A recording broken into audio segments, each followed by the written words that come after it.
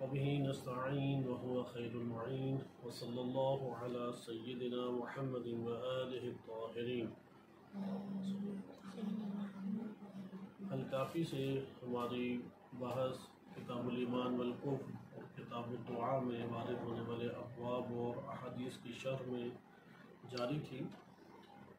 ہم آج جس چیپٹر کا آغاز کر رہے ہیں اس میں صرف ایک ہی حدیث ہے، 181 نمبر غالباً یہ چیپٹر بن جاتا ہے، اور اس چیپٹر کی خصوصیت یہ ہے کہ یہ فطرت سے وابستہ ایک چیپٹر ہمارے پاس موجود ہے۔ اس میں ایک ہی حدیث ہے اور اس حدیث کو ہم انشاءاللہ تعالی اسی تناظر میں جو کہ سابقہ آپ کی خدمت میں معنی ذکر کیے گئے تھے فطرت کے، پیش کیا جائے گا۔ اس چیپٹر کا نام ہے کہ ثبوت الایمان وَهَلْ يَجُوزُ أَن يَنْقُلَهُ اللَّهُ، کہ یہ باب 181 نمبر ہے کہ کیا ایمان کا ثبوت اور کیا اللہ کے لیے اس کو منتقل کرنا جائز ہے۔ اس عنوان سے یہ شیخ محمد بن یعقوب کلینی رحمۃ اللہ علیہ نے اس کا یہ نام یا یہ عنوان قرار دیا تھا۔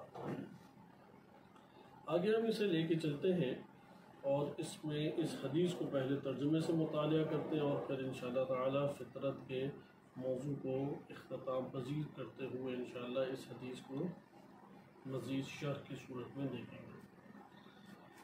اس حدیث میں حسین بن نعیم صحاف امام صادق علیہ السلام سے سوال کرتے ہیں کہ خود حسین بن نعیم کہتے ہیں کہ میں نے امام صادق علیہ السلام سے یہ دریافت کیا، لما یقول الرجل عند اللہ مؤمنا قد ثبت له الایمان عنده ثم ينقله اللہ بعد من الایمان الى الکفر، کہ ایک شخص تھا کہ جو اللہ کی نظر میں مومن تھا اور اللہ کے نزدیک اس کا ایمان ثابت بھی تھا، یعنی اس کے وجود کے اندر ثابت موجود تھا وہ ایمان، پھر اللہ نے اس کے بعد اس شخص کو ایمان سے کفر میں منتقل کر دیا۔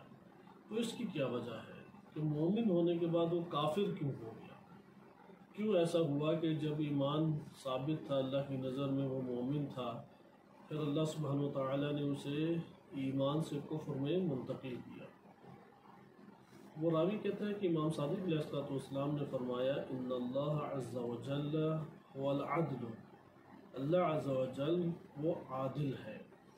عدل مصدر ہے، جب بھی فاعل کو مصدر میں لے آئے تو وہ شدت کے اوپر دلالت کرتا ہے۔ مثال کے طور پہ اگر یہ کہا جائے کہ ضارب مارنے والا، ضرب یعنی وہ مار ہے، تو یہ شدت کے اوپر دلالت کرے گا۔ اسی طریقے سے هو العدل یعنی انتہائی عادل ہے اللہ تعالی۔ انما دعا العباد الى الایمان به، اللہ نے اپنے بندوں کو اپنے ایمان کی طرف بلایا ہے کہ اللہ پر وہ ایمان رکھے، لا الى الکفر، کفر کی طرف تو اللہ نے دعوت نہیں دی، ولا يدعو احدا الى الکفر به، اللہ نے ایک فرد کو بھی اپنے کفر کے اوپر نہیں ابھارا یا بلایا۔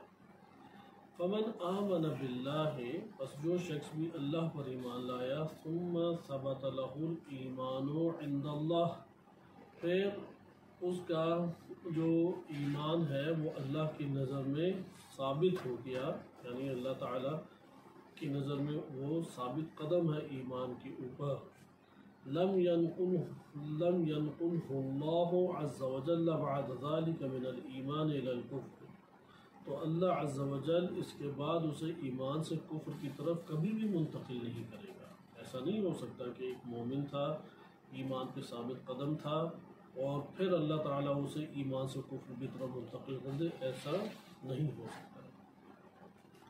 فَيَكُونُ الرَّجُلُ كَافِرًا قَدْ ثَبَتَ لَهُ الْكُفْرُ عِنْدَ اللَّهِ، اسی طریقے سے اگر ایک شخص کافر تھا اور کفر کے اوپر وہ ثابت قدم تھا اللہ کی نظر میں، ثم ينقله بعد ذلك من الكفر الى الايمان، یعنی یہ راوی نے اب سوال کیا، قلت له، کہ راوی کہتے ہیں میں نے پھر اپنے سوال کو تبدیل کیا اور اس طرح سے پوچھا کہ ایک شخص کافر تھا اور اس نے کفر کے اوپر اللہ کی نظر میں ثابت قدم بھی تھا، پھر اللہ تعالیٰ اسے کفر سے ایمان کی طرف لے آتا ہے، تو اس کی کیا وجہ ہے؟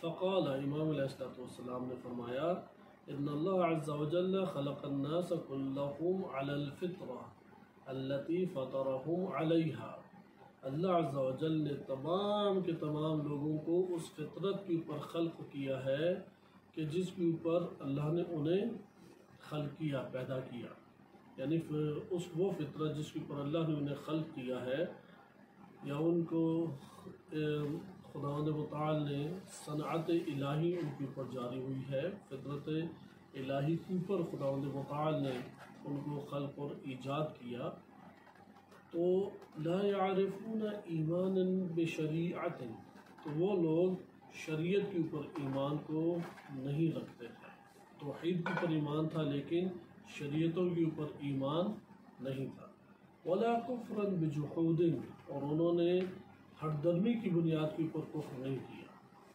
ثم بعث اللہ، یعنی یہاں تک جو ابھی تک ہم نے روایت پڑھی اس میں امام علیہ السلام کا جواب اس طریقے سے بنتا ہے کہ اللہ نے اس فطرت کے اوپر انہیں خلق کیا جس کے بارے میں اللہ تعالیٰ نے خود قرآن میں فرمایا کہ فطرہم علیہا، کہ وہ فطرت ہے جس کے اوپر اللہ نے ان کو خلق کیا۔ لا يعرفون ایمانا بشریعت، ان لوگوں کو شریعت الہی کا علم نہیں تھا، اس پر ایمان نہیں رکھتے تھے، اور انہوں نے ہٹ درمی کی بنیاد پہ کفر نہیں کیا۔ ایک ہوتا ہے کفر، ایک ہے جحود۔ جحود یہ ہے کہ ایک شخص جانتا ہے کہ حق کیا ہے، حق جانتے ہوئے بھی حق کا انکار کرنا، یہ جحود کہلاتا ہے۔ ایسا یہاں پہ امام فرمانے ولا کفرا بجحود، اور انہوں نے کفر جحود کی بنیاد پر نہیں کیا، بس انہیں شریعت کا علم نہیں تھا، اور ان کو اللہ سبحانہ وتعالیٰ کا جو کفر انہوں نے کیا وہ ہٹ درمی، ضد بازی کی وجہ سے نہیں تھا۔ ثم بعث اللہ الرسل، پھر اللہ تعالیٰ نے رسولوں کو مبعوث کیا، تدعو العباد الى الایمان بہ، کہ وہ رسول جو اللہ پر ایمان کی طرف لوگوں کو، بندگان خدا کو دعوت دیتے تھے۔ فمنہم من ھدی اللہ، ان میں سے بعض ایسے تھے جنہیں اللہ نے ہدایت دے دی، ومنہم من لم یہدہ اللہ، اور ان میں سے بعض ایسے تھے جنہیں اللہ نے ہدایت نہیں دی۔ یہ ہمارے پاس حدیث کل آپ کے سامنے آئی اور اس کا آپ نے ترجمہ بھی ملاحظہ کیا۔ اس عنوان سے یہ حدیث آگے یہ بات بیان کرتی ہے کہ خدا کا جو کفر کا سلسلہ شروع ہوا ہے وہ فطرت کی اساس کے اوپر نہیں ہے، فطرت سے روگردانی کی اساس پر ہے۔ نمبر 2، جب اللہ تعالیٰ نے رسولوں کو مبعوث کیا تو اس وقت جب رسولوں نے اللہ پر ایمان کی طرف دعوت دی تو رسولوں کی بات ماننے اور اطاعت کے اعتبار سے یہاں پہ کفر نے جنم لیا، یعنی ان کے اوپر آزمائش یہ پڑی کہ وہ رسولوں کی اطاعت کریں اور ان کی تعلیمات کے اوپر چلیں۔ یہاں سے بعض لوگ ہدایت یافتہ قرار پائے اور بعض لوگ ہدایت یافتہ نہیں قرار پائے۔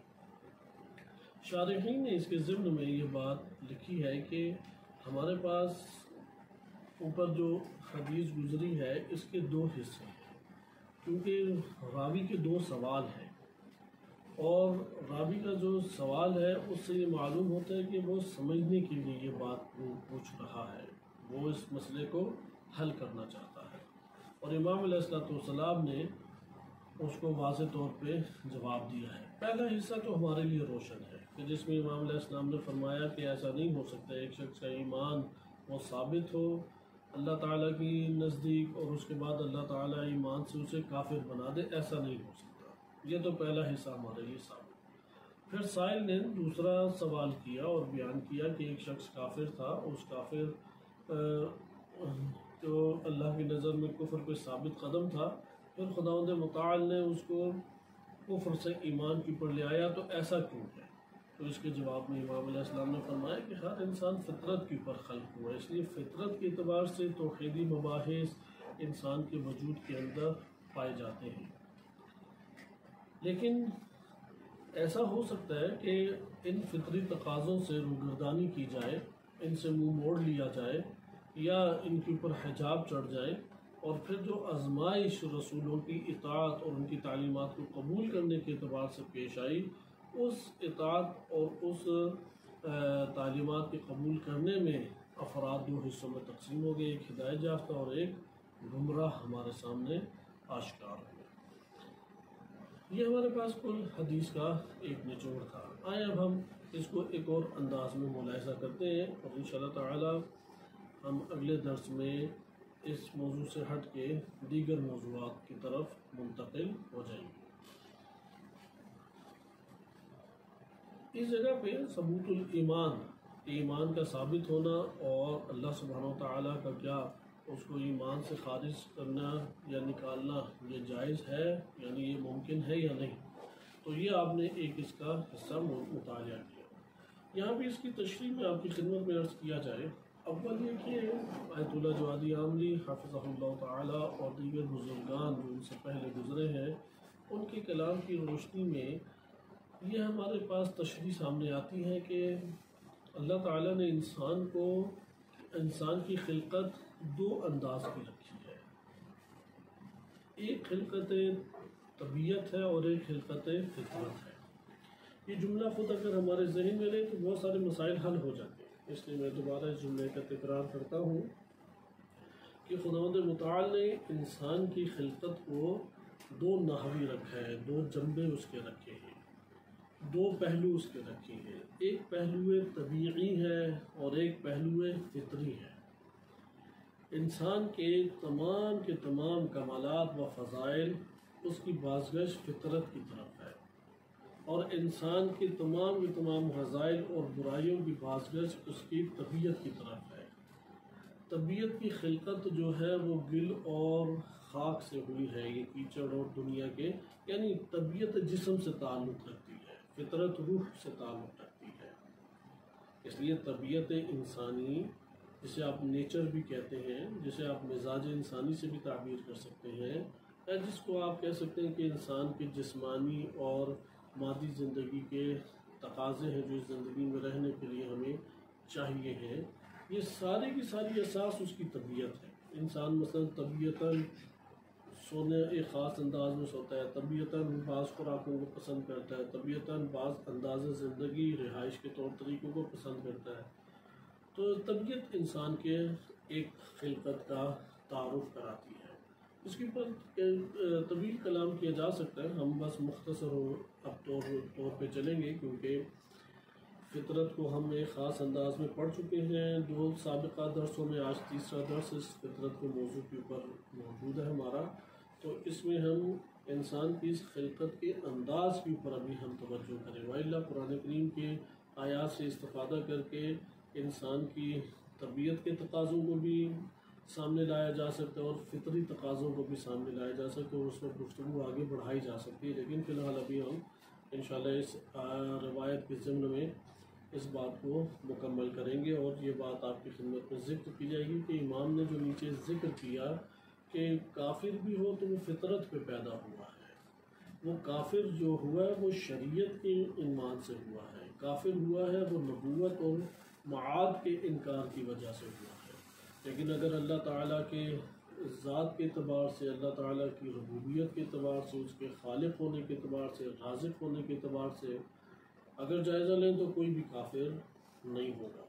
وہ کفر جو اختیار کرتے ہیں وہ خداوند متعال کے ساتھ عبادت میں شریک قرار دیتے ہیں، قیامت کا انکار کرتے ہیں، شریعتوں کے منکر ہیں، اللہ کے بھیجے ہوئے انبیاء و مرسلین علیہ السلام ان کے منکر تھے، یہ وہ وجوہات بنی کہ ان کے اوپر کفر کا عنوان آیا۔ وإلا یہ جو ان کا خالق، اللہ کو خالق ماننا، اللہ کو رازق ماننا، اللہ کو حقیقی طور پہ تمام کمالات کا سرچشمہ قرار دینا اور تمام وجودات کا آغاز ذات الہی سے ہونا، اس چیز کو اعتقاد اپنے باطن میں رکھتے تھے اور یہ فطری آواز کی وجہ سے ہے۔ بہرحال ہم اس کو اب ایک خلاصہ بھی ہمارے پاس ہو جائے گا، لیکن ترتیب بھی ہم اس کو منظم کرنے کی کوشش کریں گے۔ بس پہلا نقطہ ہمارے پاس یہ ہو گیا کہ انسان کی خلقت دو انداز کی ہے، ایک خلقت طبیعی ہے اور ایک خلقت فطری ہے۔ خلقت طبیعی کے اپنے تقاضے ہیں اور خلقت فطری کے اپنے تقاضے ہیں۔ نمبر 2 بات، انسان کے اندر اللہ سبحانہ و تعالیٰ نے ایک نشوونما اور سیر کرنے کی جو صلاحیت عطا کی ہے، اس کے لیے خدا نے اپنی آیات دو طرح کی رکھی ہیں۔ سنریہم آیاتنا، کہ ہم انہیں اپنی آیات دکھائیں گے، فی الآفاق و فی الانفسہم، کہ ہم آفاق میں اور انہی کے نفوس میں اپنی آیات دکھائیں گے۔ اس لیے ایک آیات آفاقی ہیں اور ایک آیات انفسی ہیں۔ آیات آفاقی وہ یہی یہ مادی جہان اور غیر مادی جہان سے وابستہ ہے۔ مثلاً آفاقی آیات میں یہ مادی کائنات بھی آتی ہے، ملکوت بھی آتا ہے، برزخی جہان بھی آتا ہے، اور ماورائے برزخ جہان بھی آتا ہے۔ یہ آفاقی آیات ہیں جو انسان کے اندرون سے باہر ہیں، جو انسان کی روح کے دائرے سے باہر ہیں، اور عقل و فکر و نظر کے ذریعے سے بھی حاصل کر سکتا ہے انسان، بعض حوادث کے ذریعے سے بعض آیات کو جان سکتا ہے۔ بہرحال آفاقی آیات کی اپنی خصوصیات ہیں، اور یہ دروازہ کھلا ہے۔ آفاقی آیات کسبی ہیں، اس میں کسب کیا جائے گا، اس میں عقل کو استعمال کیا جائے گا، اس میں معلومات کو حاصل کرنے کے لیے غور و فکر کیا جائے گا، اس میں تعلیم کے طور پہ چیز کو حاصل کیا جائے گا۔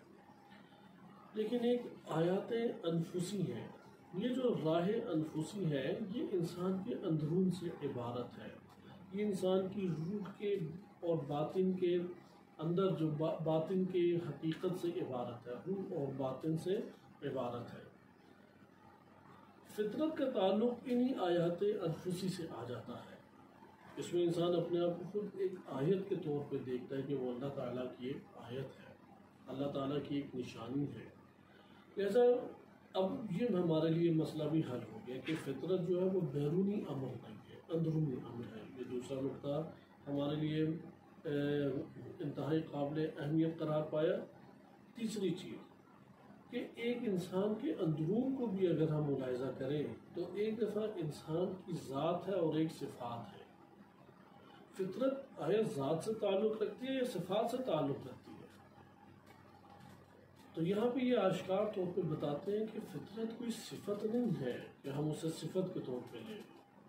مثلاً انسان کا عالم ہونا، عاقل ہونا، انسان کا صاحب حواس خمسہ ہونا، یا انسان کا مثلا مختلف طرح کی اوصاف آپ لے آئے کہ انسان قادر بھی ہے، انسان حس کرنے والا بھی ہے، انسان فلاں چیزیں ہے، یہ ساری صفات کہلائیں گی۔ لیکن اگر فطرت کے اعتبار سے دیکھیں، فطرت صفت نہیں ہے انسان کے وجود میں، انسان کی خصوصی خلقت کا نام ہے، یعنی ایسی ایک خاص انداز کی خلقت، اس کو فطرت سے تعبیر کیا گیا۔ یعنی خلقت کے وقت ہی جو خمیر انسان میں گون دیا گیا تھا اسے فطرت سے تعبیر کیا جاتا ہے۔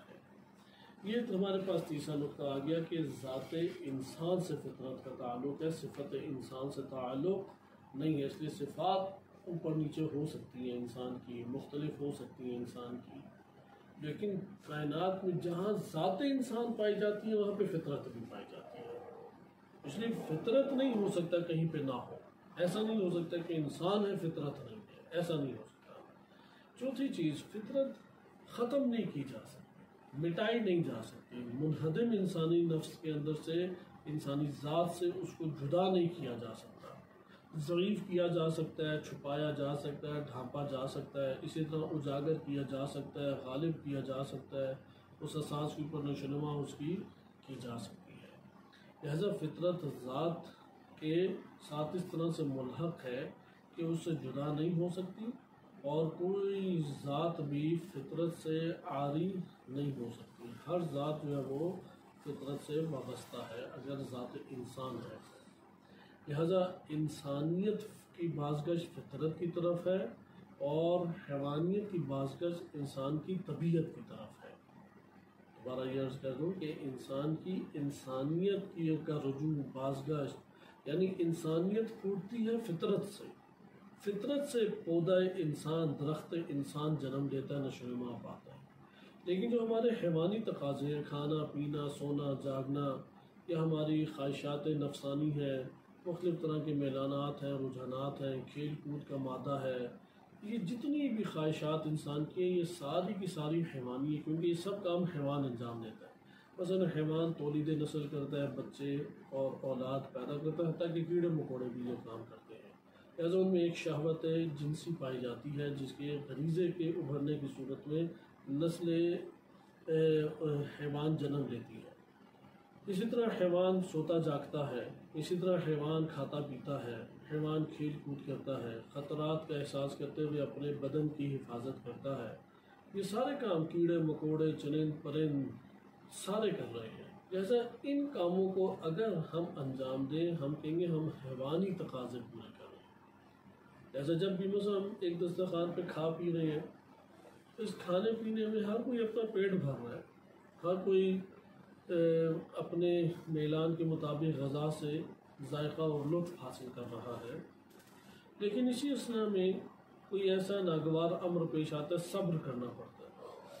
اب صبر کرنا انسانی خصلت ہے، لہذا جو صبر اس جگہ پہ کرے گا، یہاں پہ یہ فطری تقاضوں پہ ذہن نشو ہے۔ لیکن جو کھانا پینا ہی فطری عمل نہیں ہے، کھانا پینا طبیعی عمل ہے، ایک نیچرل پروسیس ہے انسانی بدن اور انسانی وجود کا۔ اس دنیا کی زندگی کے لیے یہ بھی ضروری ہے، لیکن اس کے لیے اللہ تعالیٰ نے خصوصی طور پہ قوانین کو جنم دیا ہے، کیونکہ دنیا کے وسائل سب کے لیے یکسر اور مساوی طور پہ فراہم نہیں ہے، کسی کے لیے کم، کسی کے لیے زیادہ۔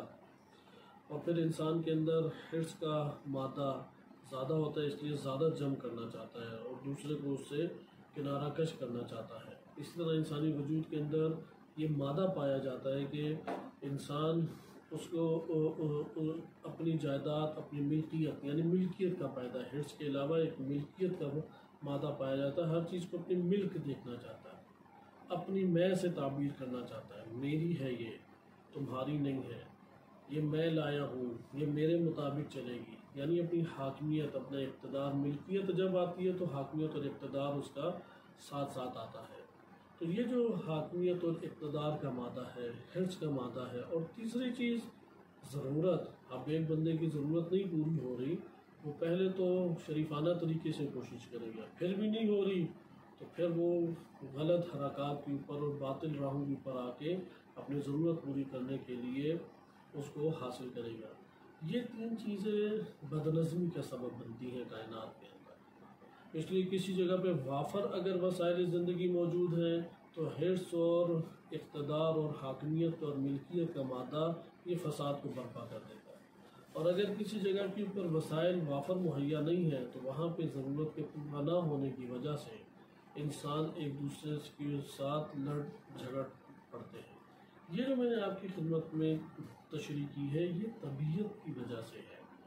اس لیے طبع انسانی یا مادی دنیا کی بنیاد کے اوپر ہے، یہ انسان کو ابھارتی ہے، انسان کے سارے امور کے اوپر، سرکشی، بغاوت، یعنی سارے رذائل۔ اسی لیے جملہ آغاز میں عرض کیا تھا، جتنے بھی رذائل ہیں، جتنی بھی بری صفات ہیں، ان سب کی جڑ جو ہے، جہاں سے یہ پھوٹ رہے ہیں، وہ طبیعت ہے۔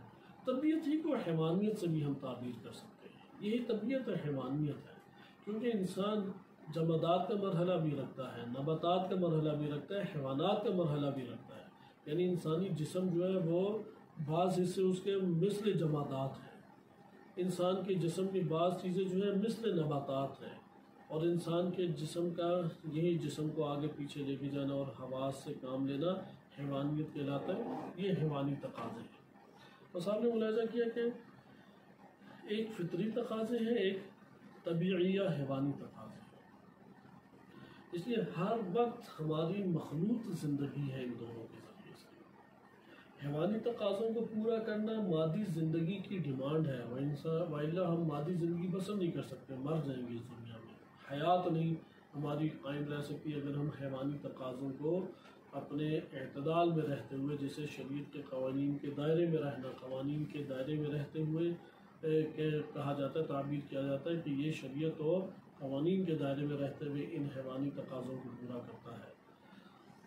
لیکن اس کے ساتھ ہی فطری تقاضے بھی خلط ہیں، یعنی فطری تقاضے اسی وقت انجام دینے پڑتے ہیں۔ مثلا کھانا کھاتے ہوئے بسم اللہ پڑھنا، اللہ سبحانہ وتعالیٰ کی طرف توجہ رکھنا، اللہ تعالیٰ کا صمیم قلب اور اندرونی گہرائیوں کے ساتھ شکر ادا کرنا، لڑائی جھگڑا نہ کرنا، اثار اور قربانی کا مظاہرہ اس جگہ کے اوپر کرنا.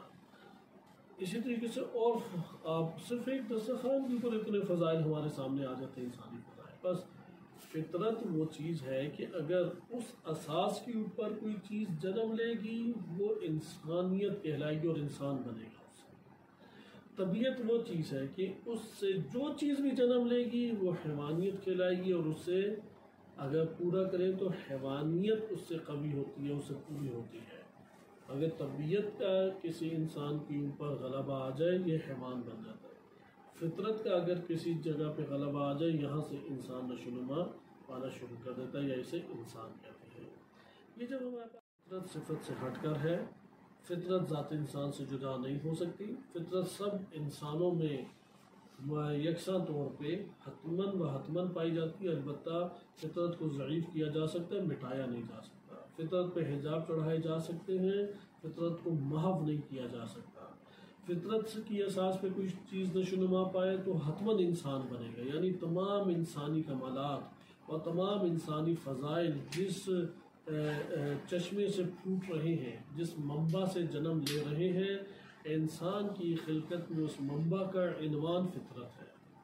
اور انسانی وجود میں جتنے بھی حیوانی تقاضے ابھر رہے ہیں، جتنے بھی مادی تقاضے ابھر رہے ہیں، جتنے بھی شہوانی تقاضے ابھر رہے ہیں، ان سب کی بنیاد جو ہے وہ طبیعت ہے. طبیعت انسان کو اس عنوان سے یعنی رذائل کو عنوان سے لے کے جاتی ہے. ایک بحث یہاں پہ گرچہ ہو سکتی ہے کہ آیا بذات خود شہوات یعنی کھانے کی شہوت، سننے کی شہوت، دیکھنے کی شہوت، محافل کی شہوت، جنسی شہوت، یہ ساری شہوات آیا وہ بدن کی خصوصیات ہیں، یا وہ بھی شہوات بھی در حقیقت اشتہا جو ہے وہ نفس کے اندر ہی پایا جاتا ہے. تو عرفان اس مسئلے کو آ کے حل کرتا ہے کہ اشتہا انسانی نفس ہی کے اندر پائی جاتی ہے، لیکن یہ اشتہا مادی دنیا میں مادی جسم کی محتاج ہے. اگر مادی جسم صحیح اور سالم ہے تو نفس کے اندر یہ اشتہا اس مادی دنیا میں پوری ہو. لیکن اگلے جہان میں تو مادی جسم نہیں ہے، لہذا اگلے جہان میں انسان کی اشتہا ہے کیونکہ نفس کا حصہ تھی، وہ نفس کے اندر ہے، لیکن مادی جسم والی نہیں ہے، مادی جسم کی ہے. بالفاظ دیگر اگر ہم پانی پی کے اپنی پیاس کی تکلیف کو بجھاتے ہیں تو اگرچہ جسم کے توسط سے وہ پیاس جو ہے وہ انسان کی بجھ رہی ہے، لیکن بالآخر جو تکلیف جس کے لیے ختم ہو رہی ہے وہ تو نفس ہے، جس کا اضطراب ختم ہو رہا ہے وہ تو نفس ہے، لیکن یہ جسم اس میں توسط بن رہا ہے. تو بس پیاس انسان کو جسم کے بغیر بھی پھر لگ سکتی ہے. اسی طرح کھانا انسان جسم کے بغیر بھی کھا سکتا ہے، جیسے خواب میں ہم بہت سارے ایسے امور انجام دیتے ہیں. بہرحال یہ نقطہ جو آپ کی خدمت میں ذکر کیا کہ جتنے رذائل ہیں ان کی بازگشت حقیقت میں طبیعت کی طرف ہے. طبیعت ہے کہ جو انسان کو اس طرف لے کے آتی ہے. طبیعت سے وابستگی انسان کو حیوانیت کے قریب بنے گی. حیوان نفس سے بنے گا کیونکہ اس نفس نے طبیعت سے تعلق پیدا کر دیا. اگر نفس انسانی فطرت سے تعلق پیدا کرے حتماً و حتماً انسان بنے گا. اس کو ہم اس طریقے سے بیان کر سکتے ہیں. یعنی یہ یہاں پہ یہ تفکیک اور جدائی کرنا ضروری ہے کہ انسان یہ نہ سمجھے کہ شہوات جو انسانی بدن میں ہوتی ہیں، بدن گیا تو شہوت انسانی بھی گئی، اور اب اگلے جہان میں تو نہ کھانے پینے کی ضرورت ہے انسان کو، نہ اس کا دل چاہے گا، نہ پیاس اسے لگے گی، اور نہ دیگر چیزیں. قرآن کریم کی واضح آیات اس بات کو رد کرتی ہیں کہ ایسا نہیں ہے. جنت میں انسان کے لیے خداوند متعال نے کھانے پینے کی لذیذ چیزیں قرار دی ہیں، وہ البتہ اس مادی جسم کے ذریعے سے کے توسط سے نہیں ہے. اس لیے لذت بھی زیادہ، اس لیے لذت حقیقت میں نفس انسان کا لیتا ہے، درد حقیقت میں نفس انسانی کو ہوتا ہے. اسی طریقے سے خوشی انسانی نفس کو ہوتی ہے، غمی بھی انسانی نفس کو ہوتی ہے، بدن اس میں ایک واسطہ ہے. اب نفس اگر طبیعت کی طرف مائل ہو تو نفس کے اندر رذائل والی صفات ابھرنے لگ جاتی ہیں. یہ اصل بیان نقطہ بیان ہے کہ اگر طبیعت کی طرف میلان ہو تو وجود انسانی کے اندر رذائل جنم لینے لگ جاتے ہیں، پستیاں جنم لینے لگ جاتی ہیں. حقیر چیزیں جنم لینے لگ جاتی ہیں۔ مثلا طبیعت سے تعلق پیدا کرے گا تو حرص ابھرے گی۔ مثال کے طور پہ مال سے تعلق پیدا کرے گا، جمع آوری کا تقاضا اس کے اندر آئے گا۔ کھانے پینے سے تعلق پیدا کرے گا، حریص ہو کے زیادہ لینا چاہے گا، زیادہ استفادہ کرنا چاہے گا۔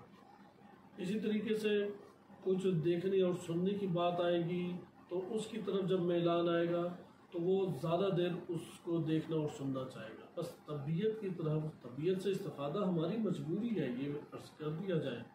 اسے بار بار اس لیے تکرار کیا جا رہا ہے کہ بعض اوقات انسان جذباتی ہو کے سوچتا ہے کہ یہ طبیعت ہی نہیں ہونی چاہیے تھی، یہ نیچر ہی نہیں ہونی چاہیے تھی۔ اس دنیا کے ساتھ تعلق کی اصل میں سارا کا سارا غلط ہے۔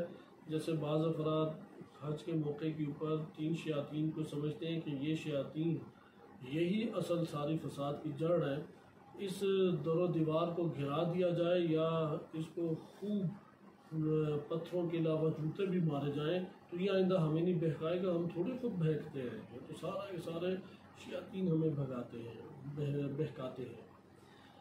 تو حقیقت میں یہ ہے کہ انسان اس دنیا کے اندر جب آیا تو اسے مادی زندگی کی ضرورت ہے۔ اس مادی زندگی اور مادی حیات کو حاصل کرنے کے لیے اللہ تعالیٰ نے اسے جسم عطا کیا ہے۔ جسم جتنا سالم اور صحیح رہے گا، روح کی اسی دوش پہ نشوونما اتنی ہوگی۔ جسم ہی نہیں سالم تو روح کی نشوونما بھی اس طریقے سے نہیں ہو سکے گی۔ لہذا طبیعت کی طرف رجحان ہماری مجبوری ہے، لیکن جب یہ مجبوری کو پورا کریں گے تو اندر سے رذائل وہ متحرک ہو جائیں گے۔ مثال کے طور پہ اس پودے سے پھل کو اٹھانا میرے لیے لازم ہے، الا میں بھوک سے مر جاؤں گا، لیکن جب میں اس پھل کو اس پودے سے چنتا ہوں یا اس پھل کو توڑتا ہوں میں اس پودے سے، تو اس کے ساتھ ارد گرد لگے ہوئے کانٹے وہ مجھے چھپتے ہیں۔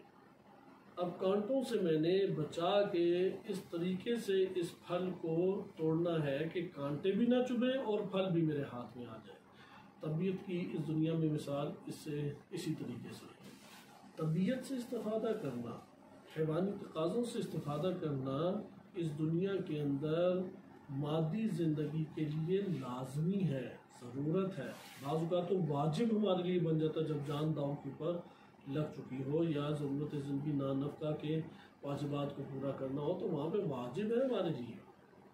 لہٰذا جب یہ طبیعت سے استفادہ کرنا لازم قرار پاتا ہے تو اب ہم طبیعت سے استفادہ کرنے لگے ہیں تو یہاں پہ مشکل دوسری یہ پیش آتی ہے کہ وہ کانٹے اندر وہ حرکت میں آ جاتے ہیں، وہ سر اٹھانے لگ جاتے ہیں۔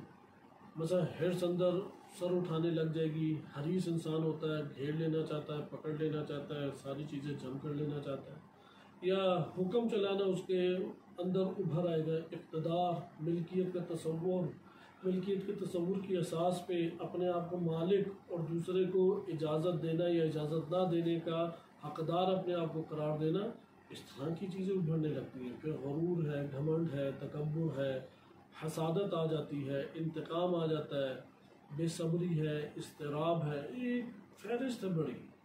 یہ سارے کے سارے عناصر اندر سے، یعنی وہ زمین کے اندر لاوا ہے دبا ہوا، اب زلزلے آ رہے ہیں اور وہ زمین کچی ہو رہی ہے اور یہ نکلنے کے لیے بےتاب ہے۔ لہذا شہوت اور غضب اس کے اندر اس بات کو بند کر دیا جاتا ہے۔ یہ دو نام ہیں، ان دو ناموں کو اگر ہم کھولیں تو گوناگوں امراض نفسانی وہ خطرناک ترین بیماریاں نفسانی ہیں، بند کر دیں تو شہوت اور غضب میں یہ سمٹ جاتی ہیں چیزیں، یا ایک شیطنت بھی آپ اسے تیسرا نام جو ہیلے اور فریب سے انسان کو اندر درس دیتی ہے اس سے تعبیر کر سکتے ہیں۔ لہذا طبیعت کی طرف ہاتھ بڑھائیں تو یہ تین چیزیں، شہوات، غضب، شیطنت، یہ ابھرنے لگ جاتی ہے۔ اب مقابلہ کرنا ہے گا۔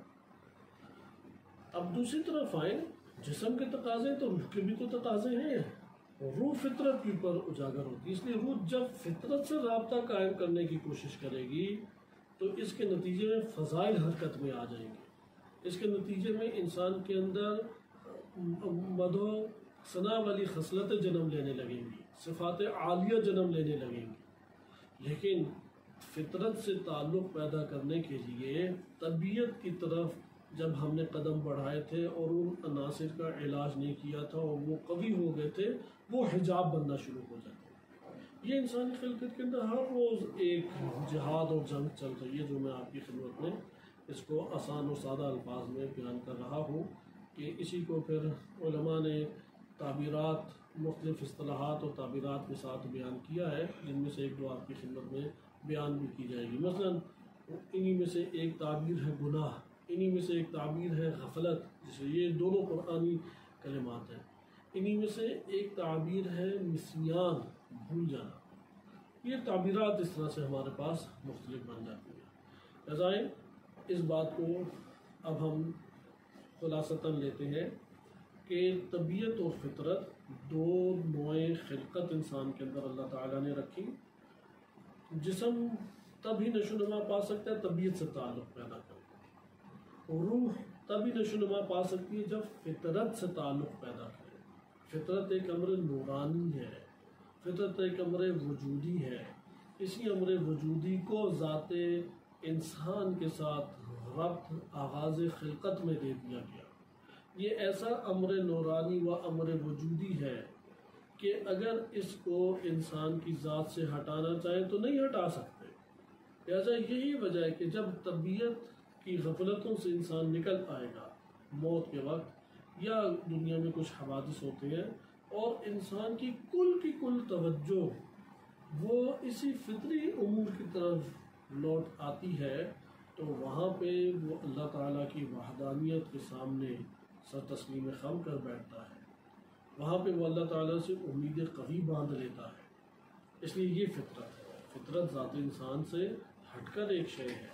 مثلا ذات اگر حیوان ناطق سے تشکیل پا رہی ہے تو اس ذات ناطق کے ساتھ ایک اور امر زائد، امر اضافی بنام فطرت، وہ لازمے کے طور پہ ملحق کر دیا گیا، جو کبھی بھی انسانی ذات سے جدا نہیں ہو سکتا، ضعیف ہو سکتا ہے، پوشیدہ کیا جا سکتا ہے، لیکن مٹایا نہیں جا سکتا، ختم نہیں کیا جا سکتا۔ اس لیے کافر جب مرتا ہے تو وہ اسی تقاضے فطری کی وجہ سے اپنے اللہ کو پہچان لیتا ہے، اور اللہ تعالیٰ وہ اس کے لیے تمام اس کی سطح کے مطابق، اس کے مرحلے کے مطابق جلوہ گر ہو جاتا ہے۔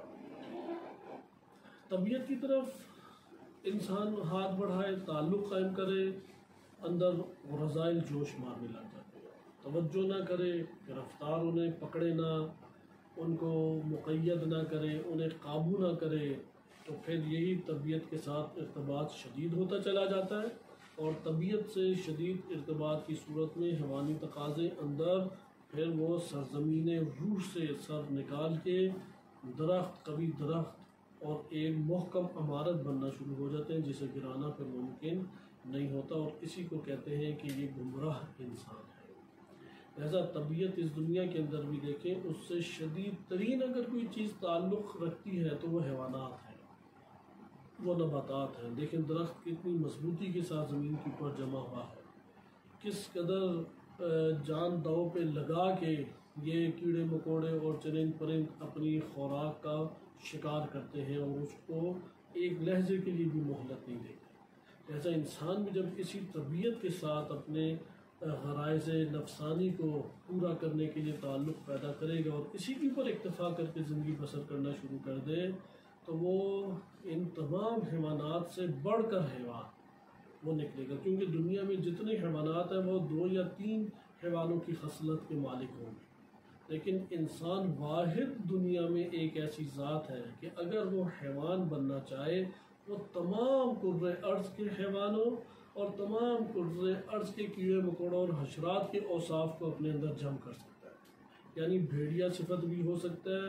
جب بھیڑیا صفت ہے اسی وقت وہ درندہ صفت شیر کی مانند بھی ہے، اسی وقت اس کے اندر بھینس اور گائے اور بھیڑ بکریوں کی صفات بھی ہیں، کیونکہ بھینس اور گائے یہ درندہ صفت نہیں ہوتی، یہ کھانے پینے والی ہے، یعنی خوب کھاتا پیتا بھی ہے، لیکن خوب لڑتا جھگڑتا اور انتقام بھی لیتا ہے، اور خوب مکاری بھی کرتا ہے، لومڑی والی صفت بھی ہے، اور اپنے پورے ڈیل ڈول کے ساتھ اکیلے کو چیر پھاڑ کھانا جاتا ہے، یعنی ریچھ والی صفت بھی ہے، بخیل بھی ہے، چونٹی والی صفت بھی ہے کہ اپنا کھانا کم اور اکٹھا جو کیا زیادہ ہے۔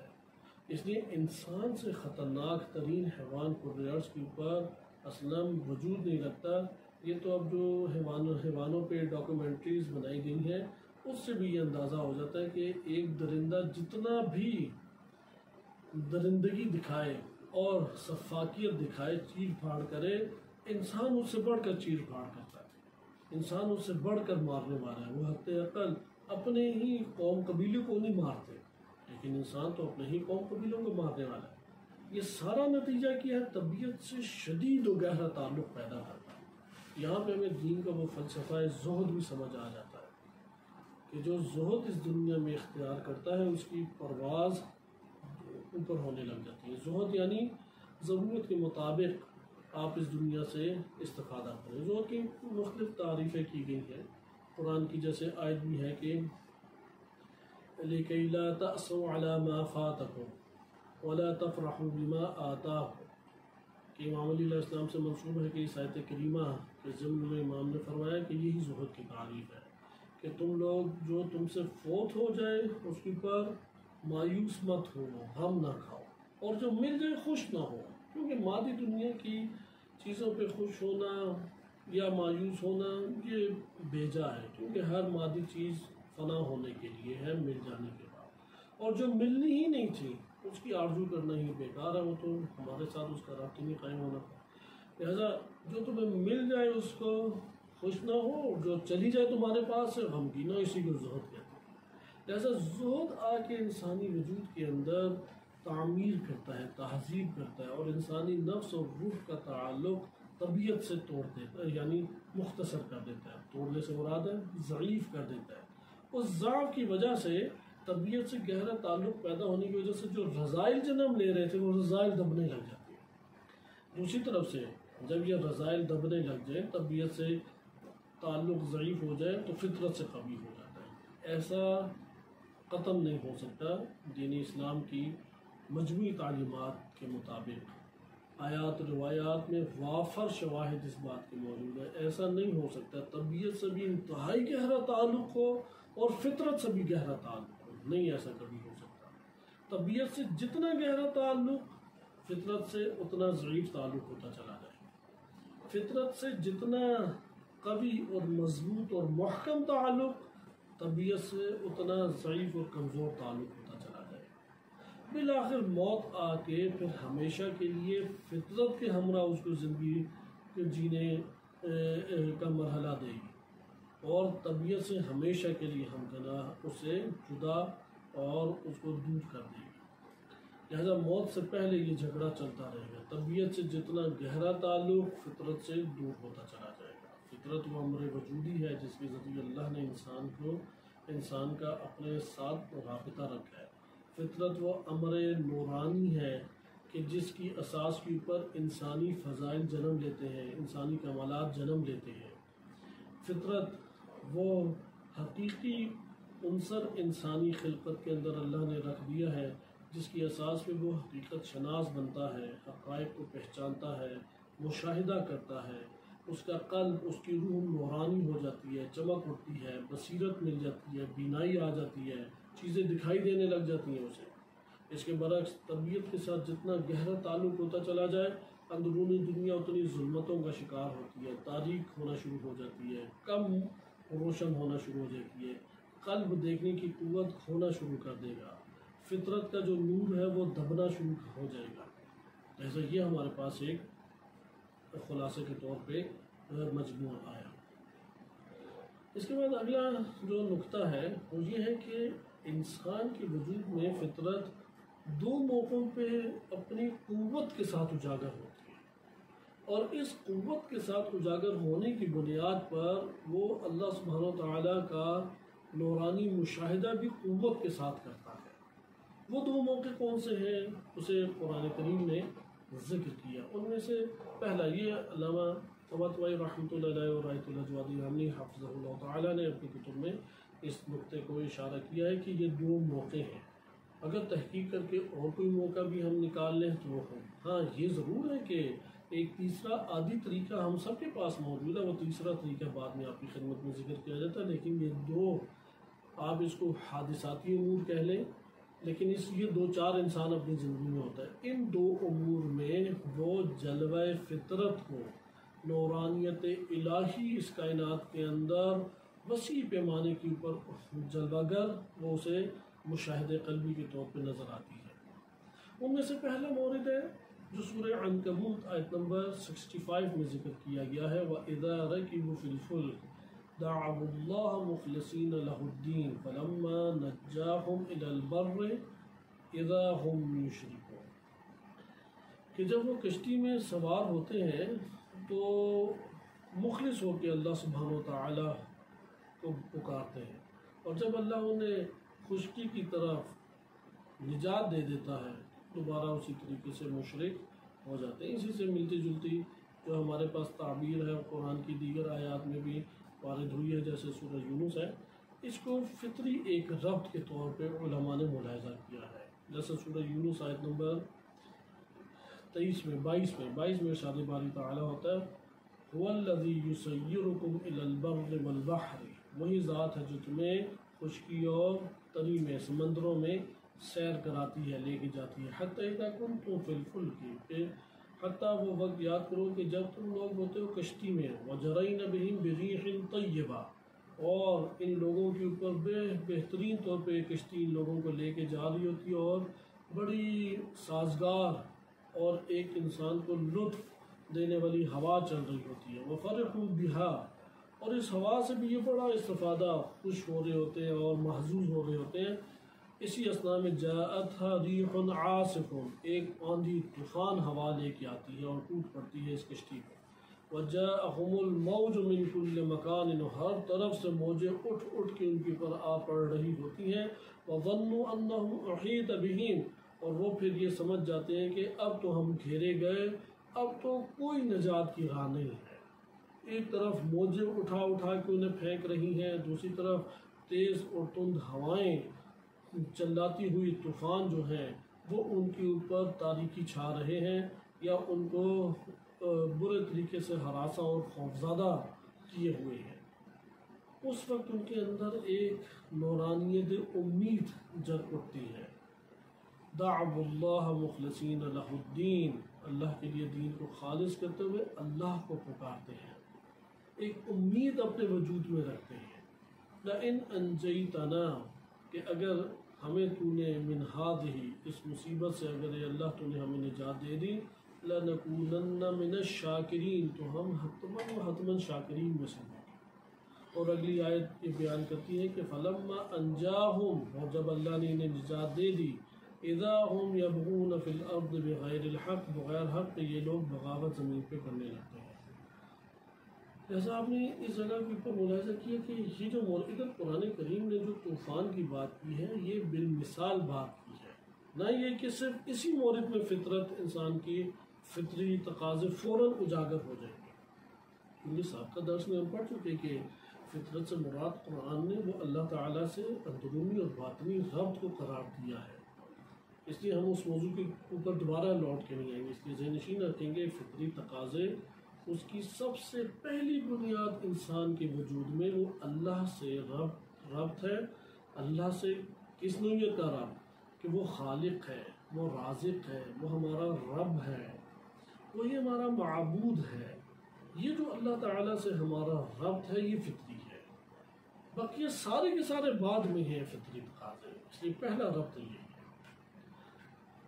یہ ربط ہمارے اندر اجاگر بعض حوادث میں، مثلا ادھر انہوں نے قرآن کریم نے سمندر کی مثال دی ہے، لیکن یہ سمندر کی مثال صرف ایک اشارے کے طور پہ ہو، اللہ ممکن ہے آگ جب انسان کو لگے تب بھی یہی کیفیت ہو، زلزلے شدید آ جائیں تب بھی یہی کیفیت ہو، اس طریقے سے انسان تکالیف کے اندر گھر جائے تب بھی اس کی یہی کیفیت ہوگی۔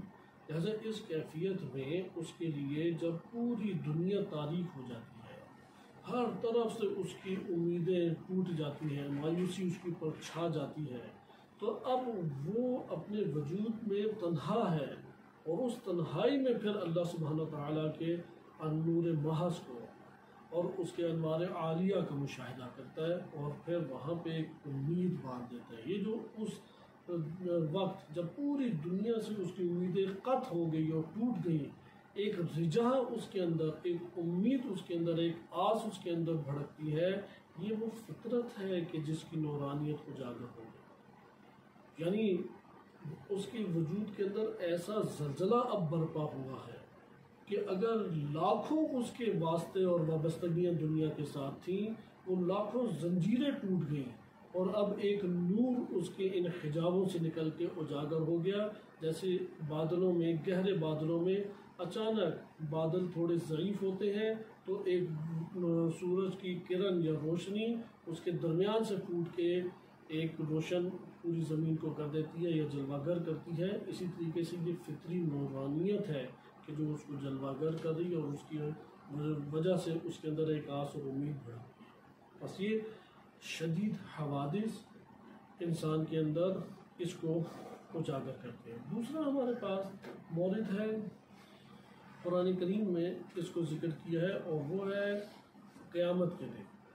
لہذا قیامت کے حوالے سے قرآن نے ایک تعبیر استعمال کی ہے کہ اس دن جب لوگ ہوں گے تو لوگوں کی جو نگاہ ہوگی وہ نگاہ خالص طور پہ نگاہ اللہ تعالیٰ کی طرف قائم ہو جائے گی.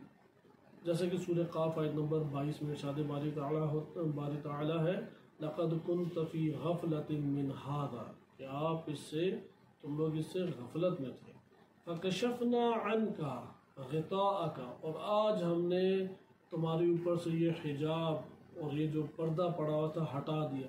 فَبَصَرُكَ الْيَوْمَ حَدِيدٌ، آج کے دن تمہاری جو بصر ہے وہ بالکل حدید، یعنی بالکل کامل طور پہ تم اس کا مشاہدہ کر رہے ہو. کوئی حجاب درمیان میں نہیں ہے، کوئی دھندلا پن درمیان میں نہیں ہے، واضح اور آشکار اب مشاہدہ کر رہے ہو. تو قیامت والے دن چونکہ طبیعت سے تعلقات اور طبیعت سے وابستگیاں دور ہو جائیں گی، اس اساس کے اوپر انسان کے لیے پھر مشاہدہ آشکار ہو جائے گا. یہ تو وہ مشاہدہ تھا کہ جو ہم نے دیکھا کہ قرآن کریم کی آیات کی روشنی میں کہ حوادث کی صورت میں سامنے آتا ہے. لیکن ایک اور سوال، ہم فطری امور کو زیادہ نمایاں کرنا چاہیے کیسے کریں، یا وہ حجاب کیا ہیں، پہلے وہ حجاب و موانع کیا ہیں جو ڈھانپ دیتے ہیں. تو وہ حجاب در حقیقت اس میں پہلا امر ہے گناہ. ابھی ہم آیات اور روایات کو فی الحال اس کو صرف نظر کرتے ہوئے آپ کی خدمت میں معنی بیان کرتے ہیں وقت کی قلت کی بنیاد پر. لیکن پہلی چیز ہے گناہ. جب انسان گناہ کرتا ہے طبیعت کے ساتھ وابستگی قوی اور رذائل اور انسان میں جو پست اوصاف پائے جاتے ہیں ان کی نشوونما ہونے لگتی ہے، اور ایک حجاب، یہی حجاب بن کے اس کے اوپر چھا جاتا ہے. یہ حجاب ہے جو فطرت کے اوپر چڑھ دیتا ہے، یعنی وہ نورانیت، وہ چمکتی ہوئی چیز وہ ڈھنپ جاتی ہے. یعنی جس کے ذریعے سے انسانی روح نے زندگی لینی تھی، جس کے ذریعے سے انسانی روح نے حیات لیتے ہوئے نشوونما پانی تھی، وہ اب ضعیف کر دیا اس کے ساتھ اس کا واسطہ. یعنی درخت کا جڑوں کے ساتھ واسطہ جو ہے وہ کمزور کر دیا، یا جڑیں ہیں لیکن زمین کے اوپر وہ کمزور ہو گئی ہیں، زمین سے توانائی نہیں لے سکتی. فطرت سے انسان نے ساری توانائی کسب کرنی ہے. اس لیے گناہ سب سے پہلا یہ عامل ہے. گناہ ایک تلوار کے تیز وار کی مانند ہے. اس تیز وار سے وہ زمین کے اوپر، جڑوں کے اوپر وار ہوتا ہے اور جڑیں کٹنا شروع ہو جاتی ہیں. یقیناً جب جڑیں زمین سے کٹ جائیں اور چند جڑیں باقی رہ جائیں جن سے وہ کسب کرے زمین کے اندر سے اپنے خزانے، تو وہ نشوونما نہیں درخت کی صحیح ہوگی.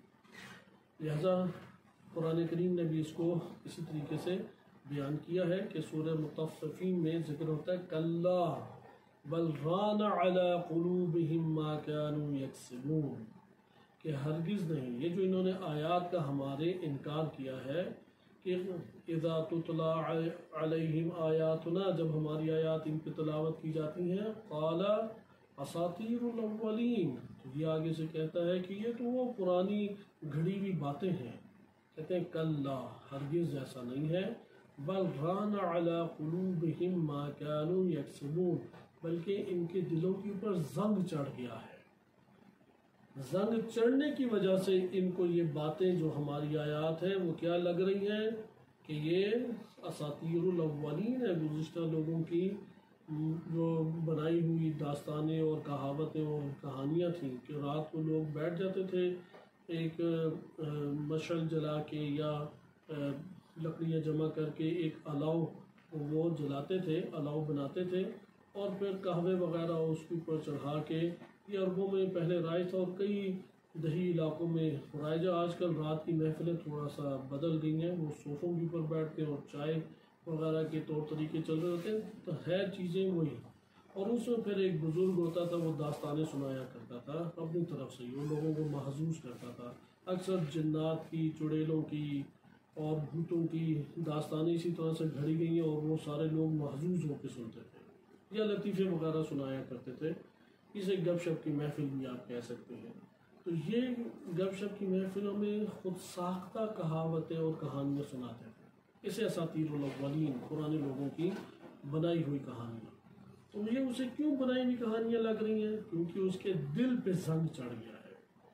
یہ دل پہ زنگ چڑھنے کی وجہ سے اسے آیات کی طرف دلچسپی نہیں ہوگی، دعاؤں کا پڑھنے کا دل نہیں چاہے گا، نماز سے بھاگے گا، فرار کرنا چاہے گا۔ یہ والی خصوصیات انسان میں جنم لینے لگ جاتی ہیں۔ اس لیے قرآن کہتا ہے کہ کَلَّا بَلْ رَانَ عَلَىٰ قُلُوبِهِمْ مَا كَانُوا يَكْسِبُونَ، جو انہوں نے کسب کیا ہے وہ کسب جو چیز ہے وہ زنگ بن گئی ہے، وہ زنگ بن کے انسان کے قلب کے اوپر حجاب بن گئی ہے۔ اب فطری نورانیت اس کو کوئی فائدہ نہیں پہنچا رہی۔ کَلَّا إِنَّهُمْ عَنْ رَبِّهِمْ يَوْمَئِذٍ لَمَحْجُوبُونَ۔ تو پھر قرآن آگے اس طریقے سے بیان کرتا ہے۔ بس آپ نے ایک گناہ کو دیکھا۔ دوسرا ہے اللہ سبحانہ تعالیٰ کی یاد سے غافل رہنا، یعنی اس کی یاد سے، ذکر سے اعراض کرنا، منہ پھیر لینا۔ یہ جو منہ پھیرنا ہے، اعراض ہے، یہ خود ایک بہت بڑا حجاب ہے اور اللہ تعالیٰ سے تعلق قائم نہیں ہونے دے گا، فطری نوران، کیونکہ انسان کا اللہ سے تعلق کسی فطرت کی اساس پہ ہونا ہے۔ فطرت کی یہ آپ چپ نکال دیں، فطرت کی نورانیت نکال دیں تو انسان اصلاً اللہ کو پہچان نہیں پائے گا۔ اس لیے اس کو آیت اللہ جوادی عاملی حفظہ اللہ تعالیٰ نے امر وجودی ذات انسان سے جدا کہا ہے۔ انہوں نے آغاز کتاب میں یہ بات لکھی، ذات انسان ماہیت ہے جسے اس کائنات میں وجود میں آنے کے لیے وجود چاہیے۔ اللہ نے وجود دیا لیکن وہ وجود کی زبان فطرت ہے، فطرت میں گھیر کے، فطرت میں باندھ کے، فطرت میں بوند کے اللہ نے اس ماہیت کو ادھر وجود دیا۔ اب ماہیت اور وجود کو جدا نہیں کر سکتے۔ یہ فطری وجود نہ، اگر یہ فطرت نہ ہوتی تو یہ ماہیت کبھی بھی اللہ کو نہ پہچان پاتی۔ لہذا اب یہاں پہ وہ جب اللہ تعالیٰ کی یاد سے یہ غافل ہو جاتا ہے، اسی سے رخ پھیر لیتا ہے، منہ موڑ لیتا ہے۔ یہاں پہ طبیعت کے ساتھ، طبیعت انسان کے ساتھ یہی کام کراتی ہے، الہاکم التکاثر، یہ جو نفس کی کثیر مشغولیتیں اس نے تمہیں لہو لعب میں ڈال دیا ہے۔ تو یہ جو الہا کرتا ہے، لاہویات میں مبتلا ہوتا ہے اور اللہ کی یاد سے غافل ہو جاتا ہے، فطرت کو دباتا ہے۔ بس ادھر سے ہمیں پتہ لگ گیا کہ فطرت کو اجاگر کیسے کریں، گناہ کو ترک کریں، فطری تقاضے اجاگر ہوں گے۔ اگر انسان اللہ تعالیٰ کا ذکر، اس کی طرف توجہ کرے، فطری تقاضے اجاگر ہوں گے۔ اسی طرح اگر انسان عقل اور غور و فکر سے کام لے، عقل و غور و فکر سے کام لینا اندرونی طور پر بھی ہوتا ہے، یعنی اندرونی آیات انفسی پر بھی ہے اور آیات افاقی پر بھی ہے۔ بہرحال جب بھی انسان عقل سے کام لے گا، فطرت کے اوپر سے حجابوں کو دور کرے گا۔ ہم یہ سمجھتے ہیں کہ عقل ہے جس سے فہم حاصل ہو گیا، حقیقت یہ ہے کہ عقل ہے جس سے حجاب دور ہو گیا، اور حجاب دور ہونے کی وجہ سے نورانیت فطرت، اس سے ہمارے اندر ایک توانائی پیدا ہو گئی، حرارت روح کو مل گئی، روح کو نظر آنے لگ گیا۔ لہٰذا یہ فطرت ہے جس کی سرزمین سے یہ نورانیت کسب ہو رہی ہے، یعنی انسانی ذات میں وہ شمس اور سورج جس کی کرنوں کے ذریعے سے تمام تاریکی دور ہوتی ہے، اس کو فطرت سے تعبیر کیا جا سکتا ہے۔ اس فطرت کے اوپر جمے ہوئے بادل اور حجاب وہ ہٹانے کی ضرورت ہے۔ عقل اس میں سب سے ممد اور معاون انسان کے لیے ثابت ہوتی ہے، غور و فکر اور عقل ثابت ہوتی ہے۔ اسی لیے اب آپ دین کا مشاہدہ کریں، دین کلن سر تسلیم خم کا نام ہے۔ امام علی علیہ السلام کی روایت بھی ہے، اور لغتاً دین کا معنی بھی یہی ہے، ڈکشنری کا معنی بھی دین کا یہی ہے، انقیاد، یعنی سر تسلیم خم کر لینا۔ آپ جب اس کی طرف آئیں گے تو دیکھیں گے کہ گناہوں کا تعارف کرا کے اس سے بچنے کی شدید تاکید ہے۔ ادھر ہی ہم اس چیز کو بھی دیکھیں گے کہ اللہ تعالیٰ سے شدید تعلق قائم کرنے کی تلقین اور تاکید ہے۔ تیسری طرف ہم دیکھیں گے ایمان ہے، یقین ہے، عمل صالح ہے، ان چیزوں کو اختیار کرنے کی طرف ترغیب ہے، کیونکہ یہی فطرت کو، فطری تقاضوں کو انسان کے وجود کے اندر غالب کرتے ہیں، نشر کرتے ہیں، اجاگر کرتے ہیں۔ عمل صالح ہے، ایمان قوی ہو گئی تب جب فطرت سے تعلق پیدا ہونا لگ جائے گا۔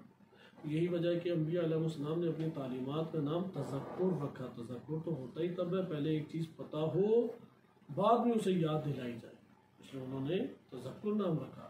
اسی طریقے سے اللہ سبحانہ و تعالیٰ کو بھول جانا قرار دیا۔ نسیان ہوتا ہی تب ہے کہ پہلے یاد ہو۔ اللہ تعالیٰ اسے یاد تھا، بعد میں وہ بھول گیا۔ قرآن کی واضح آیات ہے۔ تو یہ ہمارے پاس خلاصہ کلام آیا۔ آئیں اب ہم اس حدیث مبارک جو آپ کی خدمت میں پڑھی گئی اس کی تشریح کی طرف آئیں کہ جو دوسرا حصہ ہمارے پاس آیا، کیونکہ پہلا حصہ تو واضح ہے کہ اگر کوئی ایمان کے اوپر ثابت قدم ہے اللہ کی نظر میں، وہ کبھی بھی ایمان سے کفر کی طرف راغب منتقل نہیں ہوگا، اللہ تعالیٰ منتقل نہیں کرنے لگا۔ کیوں؟ کیونکہ ایمان فطری تقاضوں کے بغیر ابھرتا ہی نہیں ہے۔ فطرت سے تعلق قوی ہو جائے، ایمان اندر جنم لینا شروع ہو جاتا ہے۔ چونکہ ہم جانتے ہیں نورانیت اجاگر ہو جائے تو فوراً ظلمت آ کے اسے ہٹاتی نہیں ہے۔ اور دوسری طرف جو کفر ہے کہ کیسے کافر سے وہ مومن ہوا، تو یہاں پہ امام علیہ السلام نے جواب دیا کہ اللہ تعالیٰ نے فطرت میں انسان کو خلق کیا ہے، لہٰذا وہ فطری تقاضے دیکھو دور نہیں ہوگی۔ اس لیے کافر اس معنی میں نہیں ہے کہ وہ فطری طور پہ اللہ کو اب نہیں جانتا، وہ فطری طور پہ اللہ سبحانہ و تعالیٰ کے خالق ہونے کا یا اس کے رازق ہونے کا، رب ہونے کا معتقد نہیں ہے، یا اس کے اندر پرستش اور عبادت کسی کی عبادت کرنی ہے، کسی کو معبود مانے، کسی کی اعلیٰ ترین درجے کے اوپر تواضع کرے، رکوع کی حد تک، سجود کی حد تک، یہ فطرت ہے انسان کے اندر۔ وہ ضرور یہ کرنا چاہتا ہے کہ کسی کے سامنے اس قدر بڑے پیمانے پہ تواضع کرے کہ اپنی پیشانی کو رگڑے، اس سے امید باندھے، اس سے مانگے، اس کے سامنے اپنے آپ کو ذلیل و خوار کرے، اس سے انتہائی محبت کا اظہار کرے، اس کے مطابق چلنے کی کوشش۔ یہ فطری تقاضے، اس لیے امام فرماتے ہیں ان معنی میں دیکھو کافر نہیں ہے، ان معنوں میں سب موحد ہیں۔ لیکن ہوتا یہ ہے کہ جب اللہ تعالیٰ نے اس زمین کے اوپر آزمائش رکھی، ہم نے اس کو اب طبیعت کا نام دے دیا اپنی اصطلاح میں۔ وَإِلَّا حقیقت یہی ہے کہ اب جب شریعت تعلیمات آئی نبی کی طرف سے، تو پہلے نبی کو تسلیم کرے گا، پھر تعلیمات کو تسلیم کرے گا، اس کے بعد اطاعت کرے گا، پھر معاد کی طرف اس کا دھیان بڑھے گا۔ لہذا یہاں پہ جب یہ آزمائش آئی تو یہاں پہ طبیعت سے شدید تعلق اسے سرکشی اور بغاوت کی طرف لے گئی، غفلتوں کی طرف لے گئی۔ غفلت اور سرکشی یعنی شہوات اور غضب کا غلبہ، اور غلبہ اور غفلتیں، یہ دو بنیادی عنصر بنی انسان کے کافر ہونے کی۔ اس لیے ایک گروہ ہدایت یافتہ کہلایا اور دوسرا گروہ گمراہ کہلایا۔ اسی کو قرآن کریم نے بیان کیا، فَأَلْهَمَهَا فُجُورَهَا وَتَقْوَاهَا۔ اللہ نے انسان کے وجود کے اندر یہ تعلیم رکھنی تھی، تقوی کی بھی اور فجور کی بھی۔ اور انسان کی خلقت یہ بات بیان کرتی ہے، بس فطرت فقط تقوی سے تعلق رکھتی ہے۔ یاد رکھیں فطرت میں کوئی فجور نہیں ہے، لیکن اس کی تعلیم کہ یہ شر ہے، یہ برائی ہے، یہ اللہ کے راستے سے تمہیں دور کرنے والی ہے، اس کی بھی تعلیم اللہ نے رکھ دی۔ لہذا تقوی کا سب سے بڑا اور بارز اور واضح ترین مصداق وہ توحید، اللہ تعالیٰ سے ہمارا وجودی ربط ہے۔ اور طبیعت کے تقاضے سے، طبیعت سے تعلق پیدا ہونے کی وجہ سے وہ جو اندر پھر عناصر فجور جنم لینے لگ جاتے ہیں، یہ عناصر فجور یعنی خلقت میں حیوان اور بدترین حیوان، سب سے بڑا درندہ بننے کی صلاحیت اللہ نے ہماری خلقت کے اندر آغاز سے رکھی ہے۔ البتہ یہ فطرت سے دوری کی اساس پہ ماہیت انسان وہ اس میں گرفتار ہو جاتی ہے، وَإِلَّا ماہیت انسان کا حقیقی ربط فطرت سے ہے۔ لیکن فطرت کے اوپر جب حجاب چڑھ جائے گناہ کا، یا فطرت کے اوپر جب بھی حجاب چڑھ جائے غفلتوں کا، تو اس کے نتیجے میں جو عنصر غالب آئے گا وہ فجور ہے، وہ حیوانیت ہے، وہ طبیعت سے شدید وابستگی ہے۔ اس طور پہ ہم کئی نام لے سکتے ہیں، ان میں سے پھر اب اس کا جو عنوان پڑے گا وہ کفر ہے۔ ایک دفعہ مثلا جب وہ انکار کی سطح پہ پہنچ گیا کافر کہلایا، ایک دفعہ وہ ایسی صورت میں پہنچ گیا مشرک کہلایا، ایک سطح پہ وہ فاسق کہلایا، ایک سطح پہ منافق کہلایا، اب پھر وہ اس کی طبیعت سے وابستگیاں اور سرکشیاں کرتے ہوئے جرائم جو اس سے صادر ہو رہے ہیں، ان جرائم کی مناسبت سے پھر اس نفس کے نام پڑھنا شروع ہو جاتے ہیں۔ یہ ہمارے پاس اس باب کی تشریح اس عنوان سے آئی کہ فطری تقاضوں کے تحت سارے موحد، اگر کوئی کفر کرتا ہے تو پھر وہ سرکشی اور بغاوت اس کے اندر ابھری، رسولوں کو مبعوث ہونے کے بعد پھر ان میں سے بعض ہدایت یافتہ کہلائے اور بعض کافر یا گمراہ کہلائے۔ وصلی اللہ علیہ سیدنا محمد وآلہ